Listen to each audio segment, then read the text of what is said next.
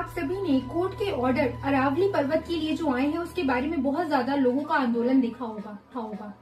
बहुत सारे लोग प्रोटेस्ट कर रहे हैं, लाखों लोग सड़कों पर आ गए हैं, जगह जगह स्ट्राइक्स हो रही हैं, जगह जगह लोग इस पर्वत को कटने से रोक रहे हैं। क्या आप जानते हैं अरावली क्या है और ये कहाँ कहाँ पाई जाती है, और अगर इसको काट दिया गया तो हमें किन नुकसानों का सामना करना होगा? आइए इसको थोड़ा विस्तार से समझते हैं। जी हाँ, अरावली पर्वत, जिसके ऊपर कहा जाता है दिल्ली का अधिकांश हिस्सा बसा हुआ है। ये अरावली पर्वत कई सालों पुरानी है। ये सबसे पुराना पर्वत के रूप में जानी जाती है।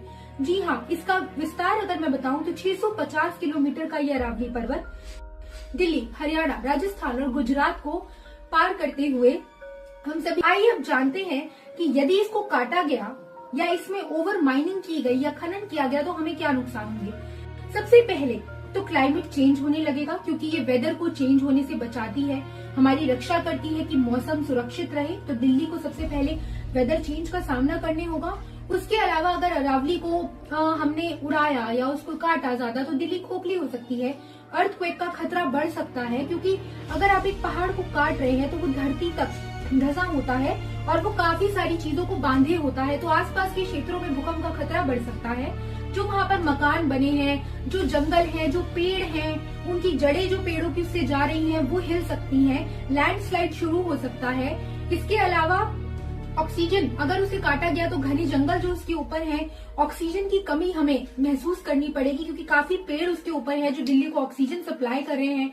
इसके अलावा सबसे विनाशक तो ये होगा कि अरावली का जो माउंटेन है वो कुछ इस आकार में बना हुआ है कि वो थार रेगिस्तान का जो रेत है वो दिल्ली में आने से रोकती है। यदि पूरी अरावली विनाश के रूप को पाएगी तो दिल्ली भी पूरी विनाश यानी खत्म हो जाएगी, क्योंकि पूरा रेगिस्तान उड़ के थार का दिल्ली में आएगा और दिल्ली रेगिस्तान हो जाएगी और कुछ नहीं बचेगा।